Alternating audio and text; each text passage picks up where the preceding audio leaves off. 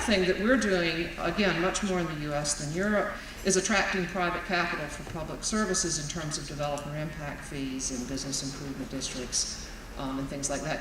Business improvement districts started here in the US and they're now appearing in England and Germany, but as recently as 5 years ago, there weren't any in Europe, and they're just exploding. Now, what is a business improvement district? It's a collective desire to pay more in taxes to get more services. We need to think about how we can create the incentives for our citizens to be willing to pay more in taxes to get better services. That's what a business improvement district is in the end. And anyway, these are some of the innovations. Y'all know them all too well. But I thought I would just put things in a broader context so you think about how we look different from our neighbors. In terms of protest and pushback, here's where there's real differences. We don't have 500,000 marches in the streets like they had in London with public sector workers. We don't have what they call the white tide of doctors and nurses walking out of the hospitals in Madrid and complaining that they're not able to serve the patients anymore because the austerity measures have been so severe. They're actually experiencing something they call economic suicide. Very, very high levels of suicide among middle-class people who can't get work. I was just in Madrid in December, and what looked like middle-class, middle-aged people were on the subways asking for money to feed their families. And people were giving them money because they saw in that person their brother-in-law or their nephew. Unemployment is over 40% in people under age 30. These are societies that are hollowing out. All the young people with any skills, you talked about how New Yorkers our children are leaving the state. In Spain, they're leaving the country because Germany has jobs. And it's really kind of scary. So we do really need to think about our future, and we need to think about it across generations and what role local government can play in providing the infrastructure for economic development and the infrastructure for a high quality of life. But unfortunately, in the US, our pushback movement is basically the Tea Party. And I find that kind of interesting. It's this profound distrust of government. And in that sense, the Tea Party has a lot in common with the Occupy movement because they were anarchists and they also distrusted government. So if we want to think about a collective response to set ourselves up for a future which could be very bright, we need to get at this fundamental problem of a distrust of government. It almost seems like our governor distrusts at least local government in terms of the policies that we're seeing.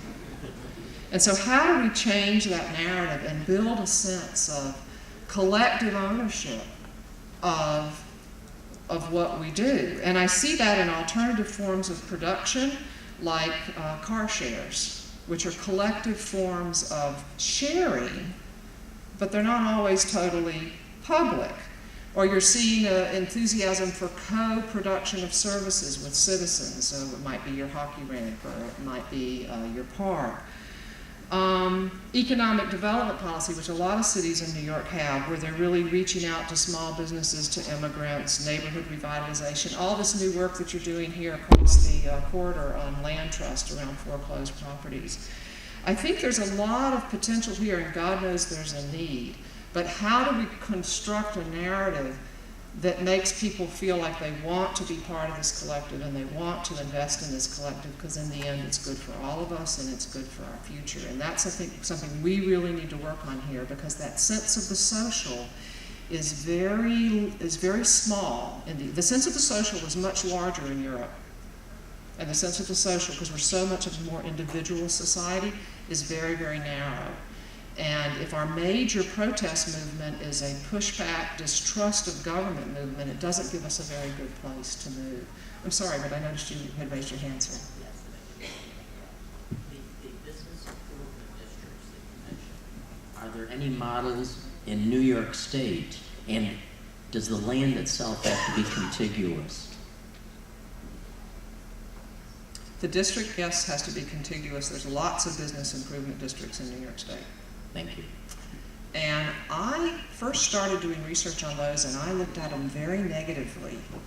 And I thought of them as a way that you create a club inside the city of superior services for one segment of the city, but not for the rest. And I viewed them negatively. As I've looked at them over the time, my view has changed to a more positive view for several reasons.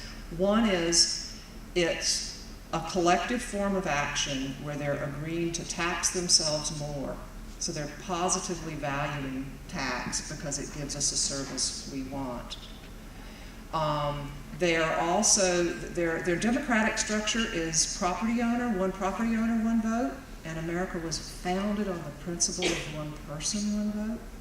So I find that fundamentally bothers me as sort of a political theoretical base. And so the better business improvement districts also give votes to renters, be those business renters or resident renters, and to consumers who may not live there but may shop there, and also to government or local civil society groups. And those governance structures, those business improvement districts, I think tend to have better social outcomes. But one of the concerns with the tax cap, and this is a concern with fragmentation, is if the business improvement district is raising its taxes to serve itself better, that counts in your limit. So here we have a democratic effort of local residents wanting to collectively come together to pay extra for services, and they are not being allowed to do that because it comes under your tax cap. And then we really are going to have the problem, because they're going to get the better services and you're not going to be allowed to raise taxes anywhere else, and so the services everywhere else goes down.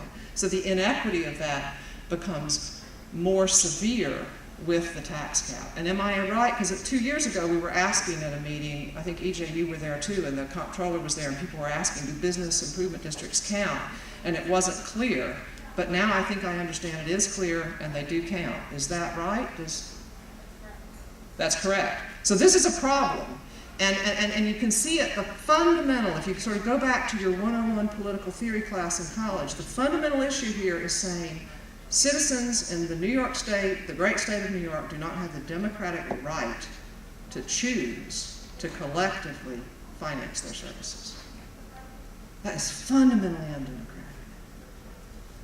And it makes the concern planners have about business improvement districts is they segment space and create inequality in service delivery. And that inequality becomes more of a problem if you've put a ceiling on everything. So I think those are some issues that we probably need to talk about. If we need to figure out how to talk about the social, we've got to be able to talk about the social. And I need a glass of water.